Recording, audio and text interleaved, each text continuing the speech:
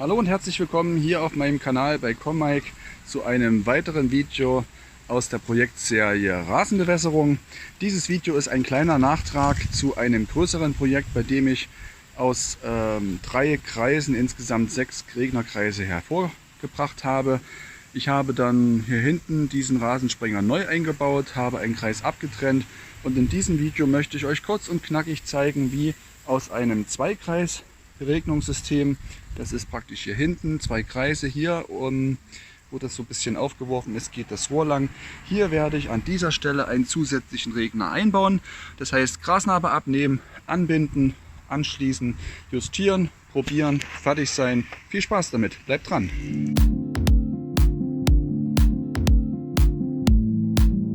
Im Vorgängervideo habe ich euch ja bereits gezeigt, wie ich aus diesem einen Kreis, der diese gesamte Fläche hier mit insgesamt 4 Sprengern versorgt hat, wie ich den aufgeteilt habe auf 2 Kreise, also wie ich da einen Kreis abgetrennt habe, wie ich das Ganze mit der neuen Ventilsteuerung kombiniert habe, ebenfalls der neuen Ventilbox, die den unteren Bereich nun versorgt. Und dieses Video dient nun dazu, diesen abgetrennten Kreis, der im Moment ja nur 2 Regner bedient. Die sind hier jeweils einmal hier und einmal dort genau in der Ecke versenkt. Dieser Kreis soll nun erweitert werden mit einem dritten Regler. Der wird hier hinkommen, wo ihr diesen kleinen Plastikstab seht, diesen Holzstab. Und der Regner selber beregnet bis zu diesen weißen Zierstein. Das Ganze soll im Halbkreis passieren bis zu diesem Regler dort. Und auf der anderen Seite bis zu diesem Regner, da seht ihr diese kleine weiße Kappe, das ist der Hunter-Einstellschlüssel. Bis dorthin soll das Ganze beregnen. Das Ganze habe ich mit einer Spannschnur bereits ausgemessen, dass die Entfernungen passen.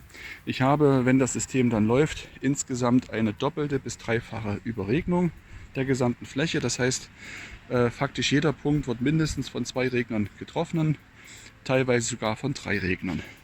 Ich werde als erstes die Grasnarbe hier wegnehmen. Ich habe vorsorglich das Kabel von meinem Mähroboter gar nicht erst wieder angeschlossen. Das habe ich nämlich beim Anschluss hier vorne kurzerhand zerhackt, weil ich das ja tief in die Erde eingelassen habe. Das habe ich jetzt hier einfach rausgezogen und werde jetzt hier bequem die Grasnarbe wegnehmen, werde mich zu dem Wasserrohr vorgraben, werde das freilegen, anschließend den Hunter-Versenkregner vorbereiten und in das bestehende System einbinden. Bevor ich den Versenkregner einbauen kann, muss ich ihn natürlich vorneweg erst einmal zusammenmontieren bzw. den Zulauf zu dem Rohr. Hierfür verwende ich, also das ist jetzt der Versenkregner von Hunter, das ist der Swing-Joint, das ist das mobile Anschlussstück, das heißt, hier ist eine gewisse Flexibilität drin, jeweils 3/4 Außengewinde. Der Versenkregler hat ja ein Innengewinde, also das passt dann genau. Und dadurch, dass ich an einem bestehenden Strang einfach in der Mitte einbinde, nutze ich natürlich einfach ein T-Stück. In dem Fall habe ich jetzt von Gardena das genommen. Das heißt, hier sind diese Schnellverschlüsse drin und hier ebenfalls ein 3/4 Innengewinde.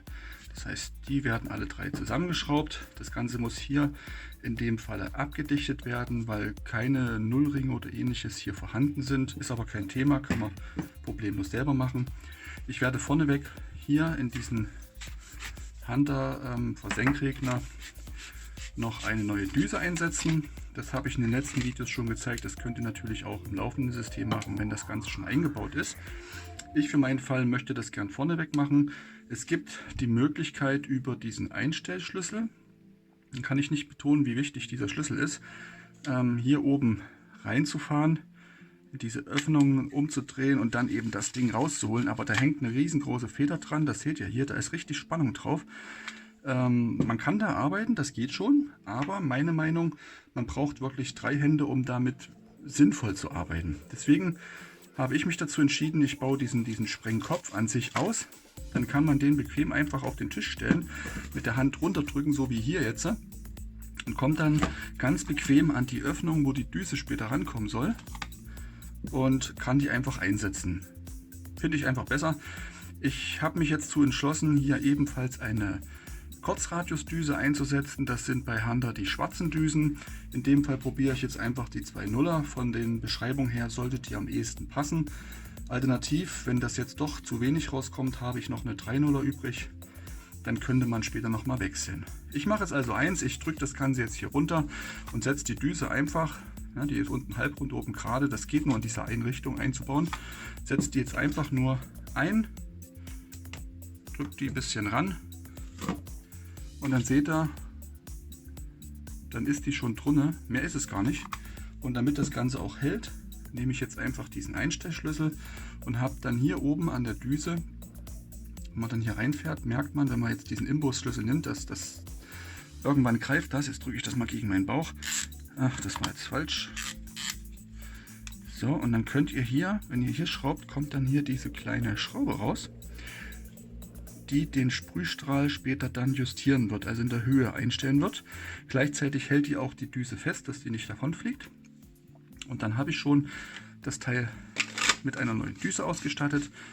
Dann wird es einfach wieder zusammengeschraubt und dann entsprechend in die Erde eingesetzt. Dann werde ich jetzt die beiden Gewinde, die ich jetzt hier an diesem Swing Joint habe, entsprechend eindichten. Ich nehme dafür Gewindedichtfaden. Der hat meiner Meinung nach einfach den Vorteil, dass wenn ich mal das eindrehe, also dann praktisch die Schraube jetzt hier das Gewinde in die Fassung reinbringe und dann mal eine Drehung zurück mache, dass der Gewindefaden weiterhin dicht bleibt. Meine Erfahrung mit Teflonband und Ähnlichem ist so, dass beim einfachen Festschrauben das durchaus hält, ja. Aber sobald ich das Ganze einmal zurückschraube, das Teflonband sehr, sehr schnell undicht wird und ich wieder alles auseinanderschrauben muss und ja, das kann ja nun nicht Sinn und Zweck der Sache sein. Zumindest bei dem Teflonband, was es im Regelfall dazu gibt, also dieses 50 Pfennig günstig Angebot. Das ist die eine Seite, das Ganze nochmal auf der anderen Seite.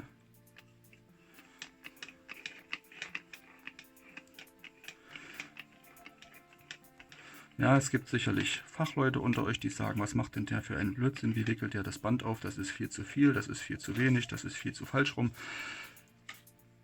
Wenn ihr konstruktive Kritiken, Ideen, Vorschläge habt oder Fragen, kein Thema. Schreibt mir unten in die Kommentare rein, da freue ich mich drüber. Sobald ich Zeit habe, kriegt ihr auch umgehend eine Antwort. Und weiter im Programm habe ich jetzt hier eingewickelt, unten die Öffnung. Das Ganze wird jetzt einfach reingedreht bis knapp Anschlag. Geht relativ tief rein, muss ich sagen. Aber wie ich auch in anderen Videos häufig erläutere, nach fest kommt ab. Man sollte es halt auch nicht übertreiben. Das war dann der erste Streich. Und an dem T-Stück jetzt hier kommt dann der zweite Streich.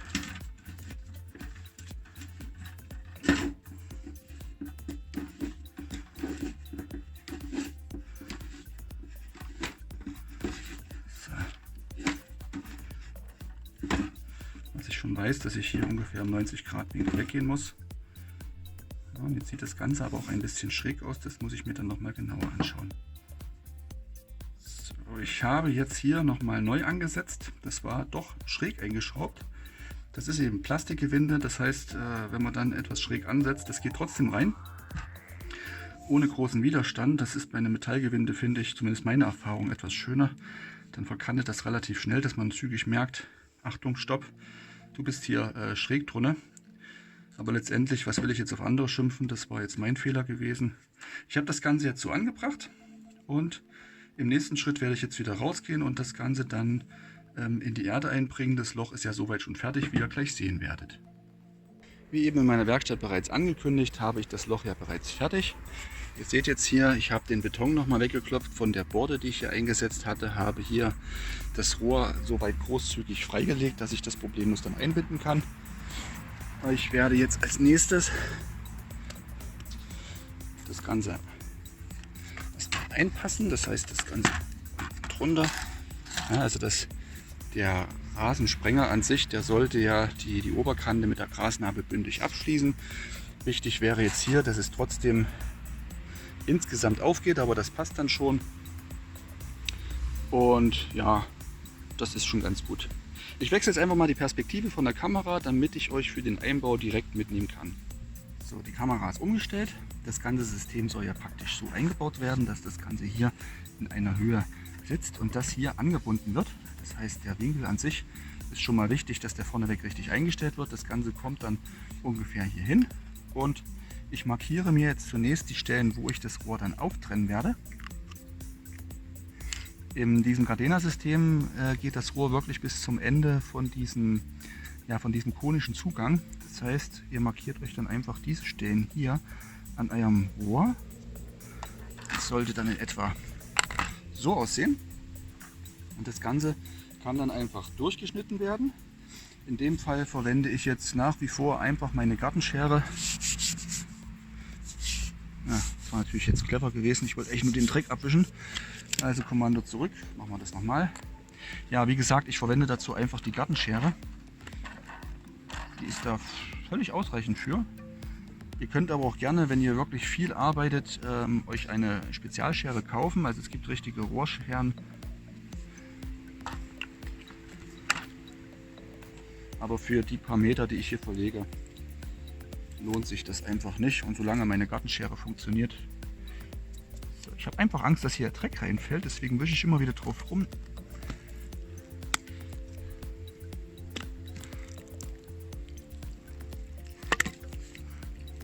So, dann habe ich das Ganze jetzt schon abgetrennt. Ja, die Anlage war bis vor kurzem in Betrieb, deswegen ist hier auch noch Wasser drauf. Ich mache jetzt die Rohre einfach noch mal ein bisschen sauber. Okay. Und dann kann dieser Gardena-Abzweig bereits eingebaut werden. Ihr habt hier eine halbe Umdrehung zum Öffnen. Anschließend wird das Rohr praktisch aufgesteckt bis zum Anschlag. Und wenn ihr den Anschlag habt, wirklich noch mal kräftig nachziehen. Ihr habt es gesehen, da kommen gut und gerne noch mal 2 cm, die ihr das Rohr weiter reindrücken könnt. So, und jetzt kommt die andere Seite. Da muss ich mich jetzt mal umdrehen.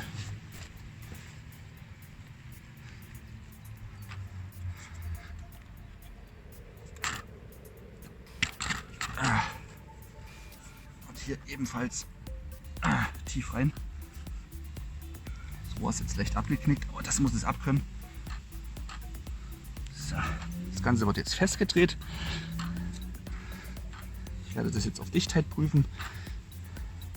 Was halt hier bei dem Rohr auffällig ist, sobald man nasse Hände hat, Erde dran, das ist rutschig wie Sau. Da nehme ich dann mal Küchenrolle, um irgendwo ein bisschen den Halt noch zu haben. So. Na komm. Das Ganze jetzt ungefähr hier auf die Höhe soll es ja kommen. Das heißt, wir drehen das Ganze hier dann noch ein bisschen rum. Das richte ich jetzt noch in Ruhe aus und sobald ich es eingebaut habe, seid ihr wieder live dabei. So, ich habe das Ganze jetzt nochmal mit Hilfe von einfach Küchenrolle nochmal kräftig reingeschoben, habe das auch ein bisschen gedreht, dass ich hier genügend Spiel habe und die Anlage bereits mit Wasser aufgefüllt. Dadurch, dass die 3 Sprenger im Moment abgedreht sind, also da kommt kein Wasser durch, seht ihr, kommen einfach nur die Köpfe hoch und der Sprenger bleibt dann da stehen, wo er eben gerade ist. Das Ganze mache ich jetzt einfach aus dem Grunde, um zu testen, ob mein Anschluss, den ich jetzt hier gelegt habe, dicht ist. Aber das schaut gut aus. Es tröpfelt nirgendwo, es rinnt nirgendwo Wasser raus. Das heißt, ich werde jetzt im nächsten Schritt hier schon etwas Erde einbringen, den Druck erstmal wieder ablassen, anschließend den Sprenger auf die richtige Höhe ausrichten und den Unterbereich mit Erde auffüllen, um den schon mal ganz grob festzubekommen. Der Sprenger ist ausgerichtet, also ich habe den jetzt in die Erde eingebracht, habe den jetzt untenrum richtig schön festgedrückt und habe dieses Oberteil bereits schon mal locker, also lose geschraubt. Ich kann den jetzt rausheben. Ich möchte euch nämlich nochmal auf eine Sache hinweisen, und zwar, ihr könnt jetzt hier oben an diesen einzelnen Öffnungen, ihr könnt zum einen den Wasserdurchfluss einstellen, ihr könnt aber auch einstellen, wie weit soll dieser Sprenger sich drehen, also wie viel soll er mitnehmen.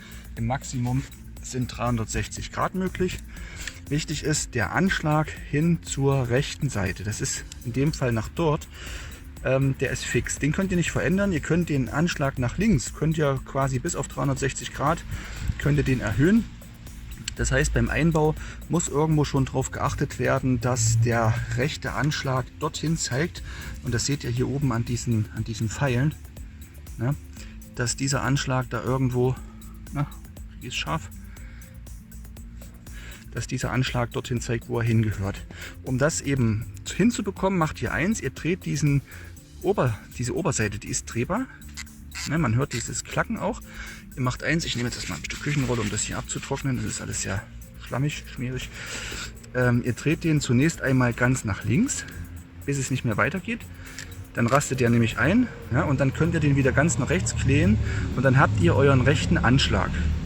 Ja, also nochmal langsam, ich drehe jetzt nach links, man hört dieses kleine Rasten, es klackt. Ich drehe ganz nach rechts, bis es wieder klackt, dann habe ich meinen rechten Anschlag. Dann nehme ich den Sprenger so mit dieser Pfeilmarkierung hier und setze den jetzt so rein, dass diese Markierung hier dorthin zeigt, wo später mal mein rechter Anschlag sein soll. Das passt in dem Moment sehr gut. Ja, durch dieses Zahnrad unten dran rastet er auch ein. Das heißt, ich drehe das Ganze jetzt fest. Ihr seht, ich habe jetzt hier auch die Höhe. Wenn ich jetzt hier drüber lege, ne, das ist eine Höhe mit der Grasnarbe, dass der Rasenmäher das nicht absenzt. So, das Ganze ist jetzt fest. Und jetzt, wenn Wasser drauf kommt, läuft das im Moment bis hier rüber. Ach, das passt sogar sehr ganz gut. Dann bis hier rüber. Und wenn ich das jetzt über den Einstellschlüssel, über den Hunter-Einstellschlüssel hier verändern möchte, dann nehme ich diesen Bereich ARC, Area irgendwas wahrscheinlich, stecke das hier rein, ertaste mit dieser Plastiknase, die da vorne dran ist, irgendwo die Öffnung.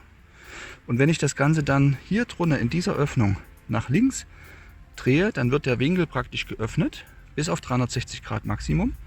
Und wenn ich das nach rechts drehe, im Uhrzeigersinn, wird der Winkel verkleinert. Wichtig, immer der rechte Anschlag aus eurer Seite jetzt und eurer Position, der bleibt immer gleich. So, das Teil ist drin, die Dichtheit habe ich geprüft. Ich werde jetzt im nächsten Schritt hier nochmal etwas Erde in diesem Bereich auffüllen. Anschließend die Grasnarben, die ich hier rausgenommen habe, wieder einlegen. Und dann werde ich die 3 Sprenger, die ich ja nun habe, nochmal grob einjustieren. Die Feinjustierung werde ich dann erst am morgen machen, morgen Vormittag. Aber dann ist der Sprenger schon mal drin und ich bin fertig mit diesem kleinen Unterprojekt. Auch diese Grasnarbe habe ich jetzt soweit erstmal geschlossen. Ihr seht, die sackt noch ein bisschen ab. Da werde ich frische Erde dann noch mit aufbringen. Ich habe die Anlage mit Druck versehen, deswegen sind die Köpfe jetzt oben. Und im letzten und abschließenden Schritt werde ich jetzt nach und nach die einzelnen 3 Sprenger ausrichten bzw. justieren. Das heißt, bei diesen neuen werde ich erstmal den Winkel einstellen. Das geht, wie gesagt, über diesen ARC Einstellschlüssel oder Knopf hier drunter. Und darüber hinaus werde ich dann Wasser drauf geben, auf alle 3 gleichzeitig die Ventile öffnen, dass alle 3 gleichzeitig laufen. Und dann werde ich nacheinander Stück für Stück die Weiten, die Wurfweiten einstellen, als auch das Sprühbild einstellen. Immer Stück für Stück. Wenn man das nämlich alles auf der Reihenfolge nach macht, erst den einen, dann den anderen, dann den dritten, dann ist es so, ich stelle den ersten ein auf ein perfektes Wurfbild, nehme den zweiten in Betrieb, dadurch fällt der Wasserdruck ja rapide, also jetzt Pi mal Daumen um die Hälfte, weil ja ein zweiter Sprenger am System ist. Und das Bild, was ich am ersten Sprenger eingestellt habe, stimmt dann einfach nicht mehr. Geschweige denn, wenn dann der dritte ans Netz mitgeht. Deswegen alle 3 mit Wasser versehen und dann Schritt für Schritt einjustieren. Das ist eine Sache, die meiner Erfahrung nach auch nicht an einem Tag fertig ist. Je nach Wasserdruck, und der schwankt nun mal bei mir sehr stark im Laufe des Tages, werdet ihr dann die nächsten Tage, die dem Einbau folgen, doch immer mal wieder etwas zu verbessern haben, etwas zu optimieren haben, bis ihr dann das Sprühbild habt, was euch wirklich gefällt. Ich habe das Sprengerbild jetzt ungefähr so, wie ich das haben möchte, eingestellt. Das heißt, der Sprenger an sich sprayt oder sprengt oder bewässert bis zu diesem weißen Zierkies. Durch den Druck im Moment auch noch ein bisschen drüber hinaus. Aber dadurch, dass der Druck, wie gesagt, tagsüber stark schwankt, je nach Tageszeit, wird er dann nicht mehr alles schaffen. Wichtig ist, dass er wirklich bis hier an den Rand kommt, um dann diesen Sprenger, den ich ja hier neu eingebaut hatte, ebenfalls zu unterstützen. Diese beiden Sprenger habe ich jetzt deutlich zurückdrehen können. Ja, da waren ja vorher 4 dran, mit einer 2,0er Düse sogar, Kurzdüse. Die sprengen jetzt durch den Druck zwar etwas drüber hinweg, aber im Großen und Ganzen wirklich nur noch die Rasenfläche.